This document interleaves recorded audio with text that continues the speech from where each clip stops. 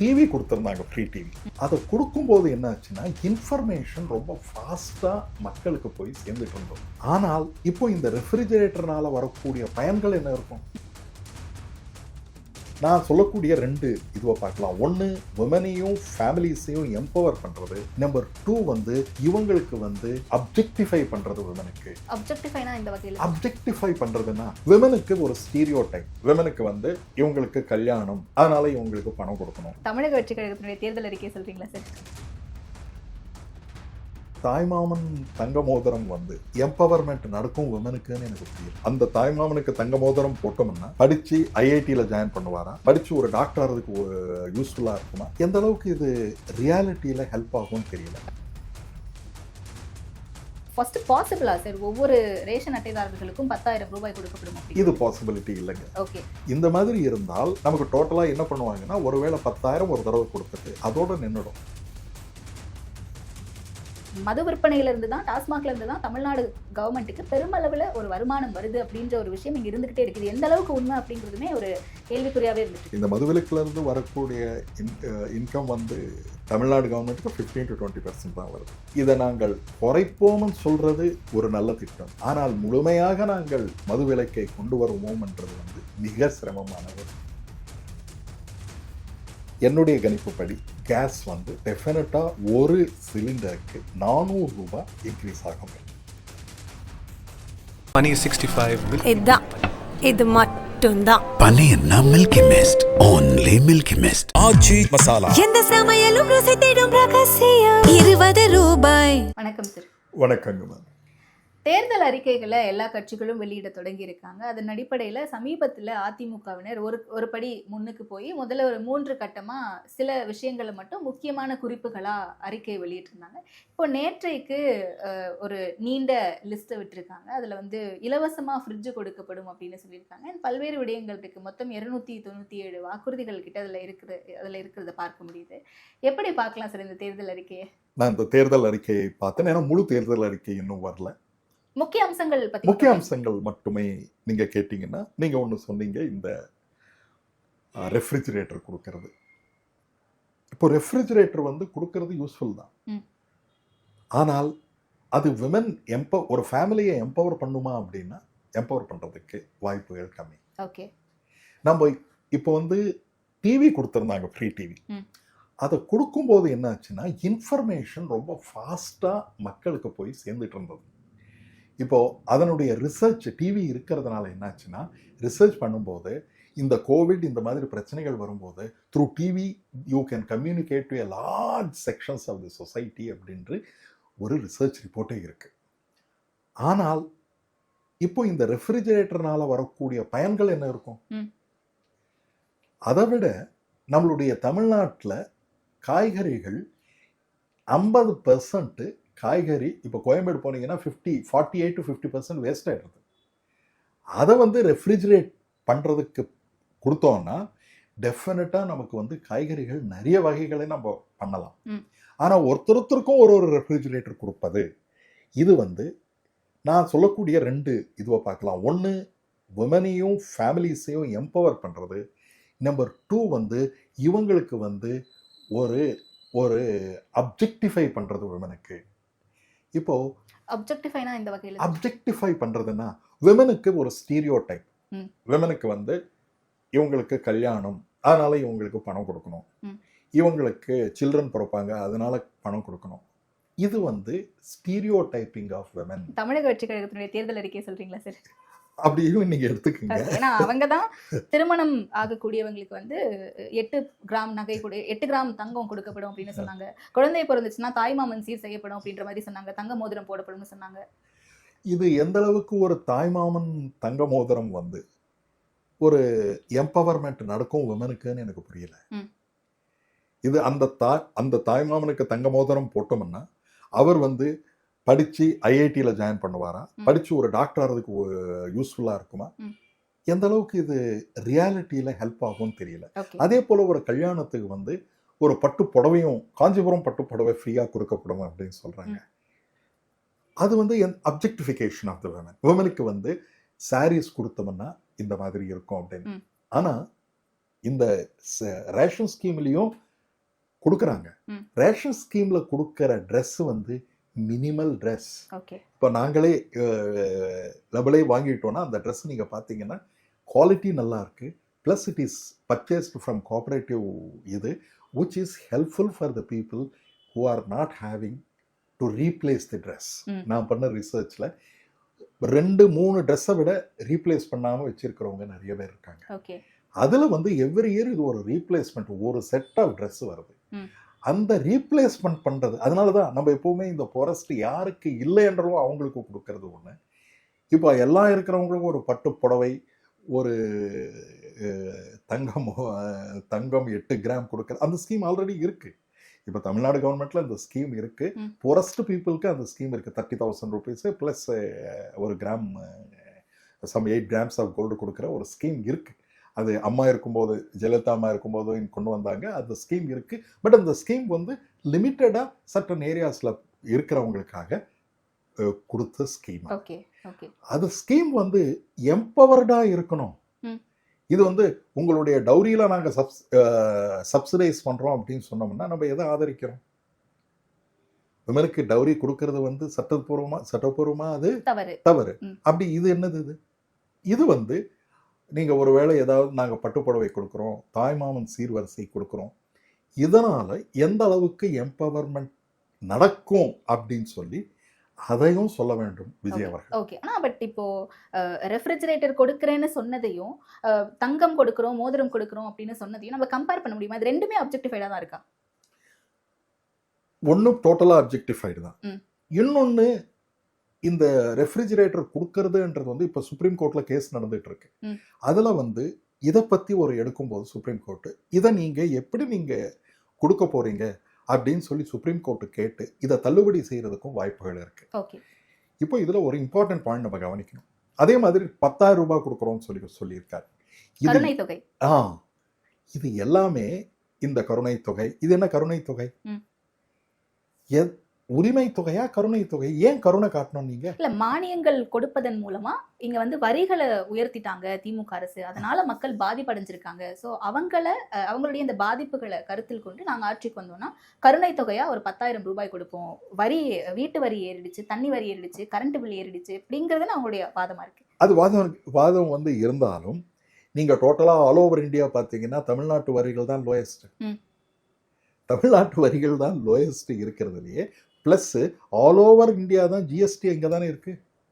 இங்கே தமிழ்நாட்டு வீட்டு வரி இன்க்ரீஸ் ஆகுதுன்னா அதுக்கு வேண்டிய, ஃபார் எக்ஸாம்பிள் நீங்கள் பார்த்தீங்கன்னா உங்களுடைய பாத்தாள சாக்கடைகள் இதெல்லாமே கட்டினதுனால தான் வாட்டர் வந்து உங்களால் வீட்டு முன்னால் நிற்கிறது இல்லை. ஒருவேளை அது பண்ணலைன்னா நீங்கள் கான்பூர், உத்தரப்பிரதேஷ் இந்த மாதிரி இடத்துல வந்து சின்ன ரெயின் வந்தாலே கம்ப்ளீட்டாக பாம்பேயில் இப்போ வரைக்குமே இவ்வளோ பெரிய சிட்டி, பாம்பே முனிசிபல் கார்பரேஷனுடைய பட்ஜெட்டு ஒரு ஸ்டேட்டினுடைய பட்ஜெட்டுக்கு ஈக்குவலண்ட். அவங்க இனி வரைக்குமே இந்த வாட்டர் ப்ராப்ளமை சால்வ் பண்ணாமல் இருக்காங்க. ஆனால் அந்த வாட்டர் ப்ராப்ளம் எல்லாம் தமிழ்நாட்டில் சால்வ் ஆயிருக்கு. அதுக்கு காரணம் இந்த வரி கட்டுறதுனால தானே. இப்போ இந்த வரி எல்லாமே உங்களுக்கு ஏற்றிட்டாங்க, அதனால கருணை தொகை கொடுக்குறோம் அப்படின்னா வரி எல்லாமே குறைச்சிடலாமே. பட் அது ஆனால் ஃபர்ஸ்ட் பாசிபிளா சார்? ஒவ்வொரு ரேஷன் அட்டைதாரர்களுக்கும் 10,000 ரூபாய் கொடுக்கப்படும். இது பாசிபிலிட்டி இல்லைங்க. ஓகே. இந்த மாதிரி இருந்தால் நமக்கு டோட்டலாக என்ன பண்ணுவாங்கன்னா ஒருவேளை 10,000 ஒரு தடவை கொடுத்துட்டு அதோட நின்றுடும். இப்போ பீகார் எலெக்ஷனில் எப்படி 10,000 கொடுத்தாங்களோ அந்த 10,000 ரூபாய் கொடுத்த பிறகு எஜுகேஷனில் ஏதாவது பண்ணியிருக்காங்களா? அதே இடத்துல பிரசாந்த் கிஷோர் வந்து உங்களுக்கு 10% ஐஐடியில் உங்களுக்கு வந்து ஃப்ரீ ஐஐடி கோச்சிங் பண்ணுறேன்னு சொல்லியிருந்தாரு. ஆனால் மக்கள் அவர்கள் ஓட்டு போடலை.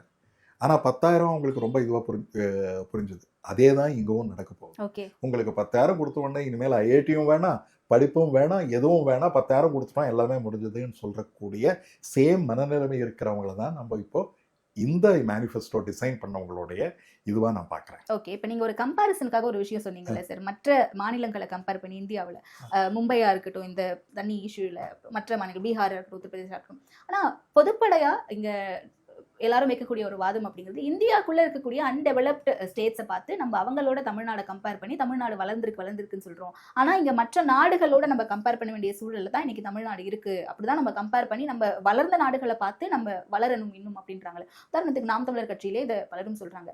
இந்த ஒரு கம்பேரிசன் அப்படிங்கிறது அப்படித்தானே இருக்கணும். ஆனா நீங்க சொல்றது கரெக்டுங்க.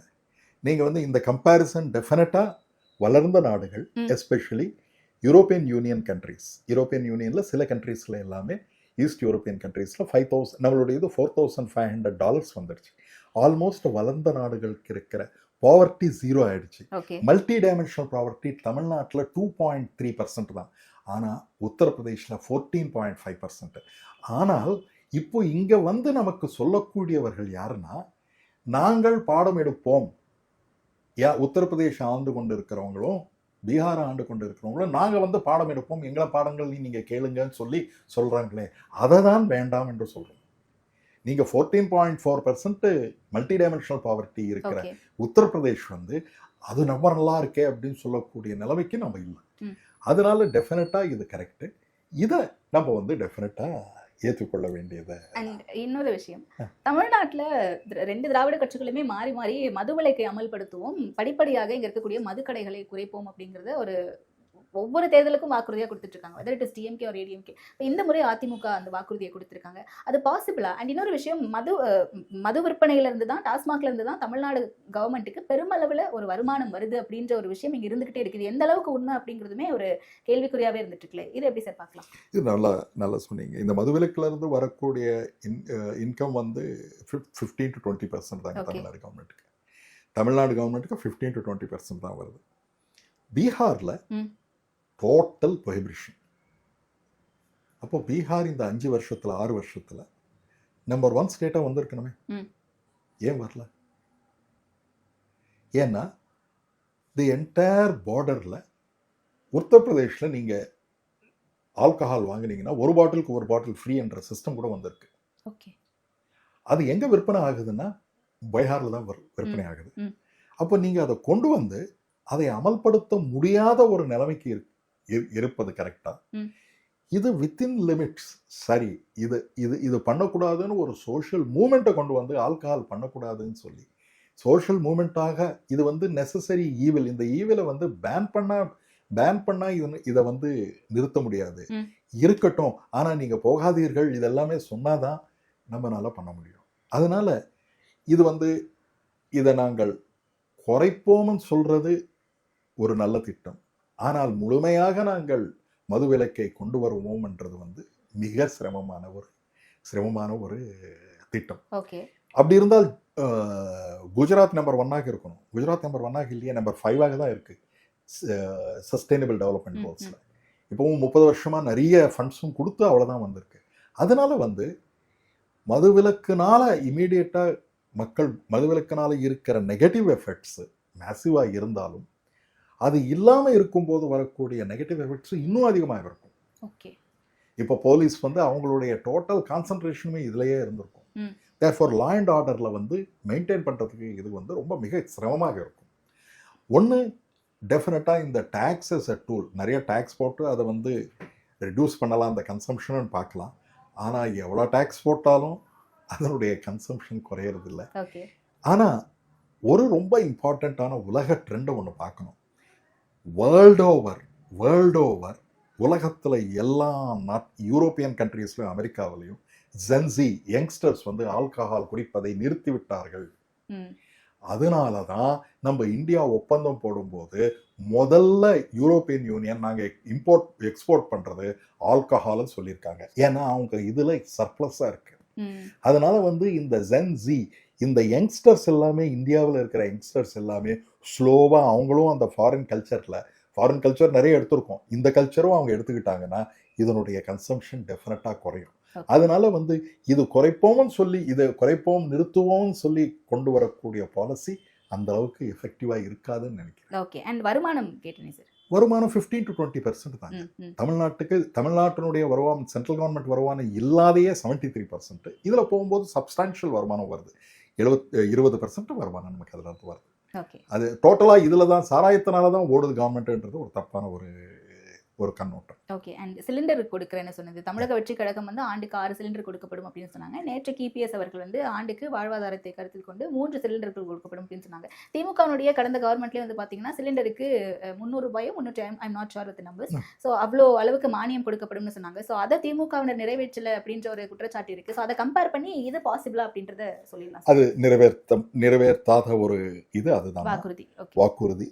ஆனால் இப்போ இருக்கிற பிரச்சனைகளில் என்னுடைய கணிப்புப்படி கேஸ் வந்து டெஃபினட்டாக ஒரு சிலிண்டருக்கு 400 ரூபாய் இன்க்ரீஸ் ஆகுங்க.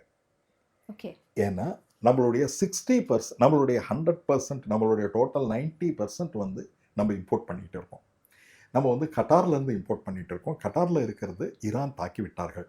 இப்போ நம்ம ஸ்பாட் ப்ரைஸஸில் வாங்கிட்டு இருக்கோம். ஸ்பாட் ப்ரைஸஸ்னால் இப்போ இன்னைக்கு தேவைப்படுறது இன்றைக்கே வாங்கும்போது அப்போ வந்து அந்த கண்ட்ரிஸ் எல்லாமே நிறைய ப்ரைஸஸ் இன்க்ரீஸ் ஆகிடும். அது வந்து ப்ரைஸ் இப்போ டபுள் பண்ணிட்டாங்க. ஓகே. தேர்ஃபோர் அதனால் ஒரு ஸ்கொயர் ஒரு கியூபிக் மீட்டர் வந்து $25 மாறிடுச்சு. அதனால் நமக்கு வந்து மிக சிரமமாக இருக்கும். நம்ம வந்து இந்த சிலிண்டர்ஸை ஃப்ரீயாக கொடுக்குறோம்னு சொல்கிறது. அதனால் வரக்கூடிய பிரச்சனைகள் இன்னும் அதிகமாக இருக்கும். ஃபைனான்ஷியல் பர்டன் மிக அதிகமாக இருந்தால் இந்த இன்ஃப்ராஸ்ட்ரக்சருக்கு செலவு பண்ணுறது மிக கம்மியாக மாறிவிடும். ஓகே. அதுதான் ஒரு பிரச்சனை. இப்போ டிவிகே கொடுக்குற 6 சிலிண்டரும், இப்போ ஏஐடிஎம்கே கொடுக்குற 3 சிலிண்டரும், இவர்கள் 2 பேரும் பார்த்து டிஎம்கே கூட சிலிண்டர் கொடுக்குறாங்கன்னு சொன்னால் அது வரவேற்கத்தக்கது கிடையாது. நம்ம பண்ண வேண்டியது ஆல்டர்னேட் எனர்ஜி ரிசோர்ஸஸை நம்ம கொண்டு வரணும். அதே மாதிரி ஆல்டர்னேட் ஃபியூயல் ரிசோர்ஸஸையும் நம்ம அடாப்ட் பண்ணிக்கணும். ஓகே. ஓகே. அண்ட் அதே மாதிரி மகளிர் உரிமை தொகை திமுகவினர் 1000 ரூபாய் அப்படின்னு ஆரம்பிச்சிருந்தாங்க. இப்போ 2000 ரூபாய் கொடுப்போம்னு ஏஐடிஎம்கே அறிவிப்பு வெளியான பிறகு திமுகவும் 2000 ரூபாய் கொடுக்கப்படும்னு சொல்றாங்க. அண்ட் தமிழக வெற்றி கழகத்திலிருந்து அது 2500 ரூபாயாக கொடுக்கப்படும்னு சொல்றாங்க. 1000 ரூபாய்னு திமுக முதல்ல அறிவிக்கும் போதே அது சாத்தியமான்ற கேள்விகள் இருந்துச்சு. அண்ட் நீங்க கடந்த இன்டர்வியூல அது வந்து 100% அது இம்ப்ளிமெண்ட் பண்ணப்பட்ட ஒரு திட்டம்னு சொன்னீங்க. 2000 2500ன்னு வரும்போது அது பாசிபிளா? இப்போ இது பாசிபிள் தாங்க. பாசிபிள்ன்றது வேற, டிசைரபிள்ன்றது வேற. இப்போ நம்மக்கிட்ட வந்து 100 ரூபாய் இருக்கு உங்ககிட்ட. ஃபாதர் உங்களுக்கு 100 ரூபாய் கொடுக்குறாரு. நீங்கள் அதே மாதிரி தான் கவர்மெண்ட்டுக்கும் 100 ரூபாய் இருக்கு. இந்த 100 ரூபாயில் எதற்கு அதிகமாக ஸ்பெண்ட் பண்ணணும் அப்படின்னு பார்க்கும்போது 1000 ரூபாய் கொடுக்கறது மினிமமோஸ்டாக கொடுக்கறது 1000 ரூபாய். அதை கொஞ்சம் இன்க்ரீஸ் பண்ணுறது பரவாயில்லை. ஆனால் இதனால் வரக்கூடிய செலவுகள் அதுக்கேற்ற வருமானத்தை கூட்டுவதற்கு எந்த விதமான பிளான் கொடுத்துருக்காங்கன்றதை பார்க்கணும். இது ஏடிஎம்கேலையும் பிளான் இல்லை, டிவிகேலையும் பிளான்ல இல்லை.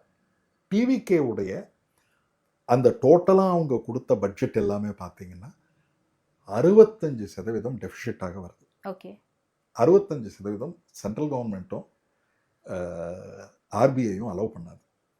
ஒருவேளை அவங்க வந்தாலும் அதை கொண்டு வந்தாலும் அதே மாதிரி ஏஐடிஎம்கே வரக்கூடிய இது கூட கம்ப்ளீட்டாக அது இது பண்ணோம்னா அப்ராக்சிமேட்டாக 70% பட்ஜெட்டில் டெஃபிஷிட்டில் வரும்.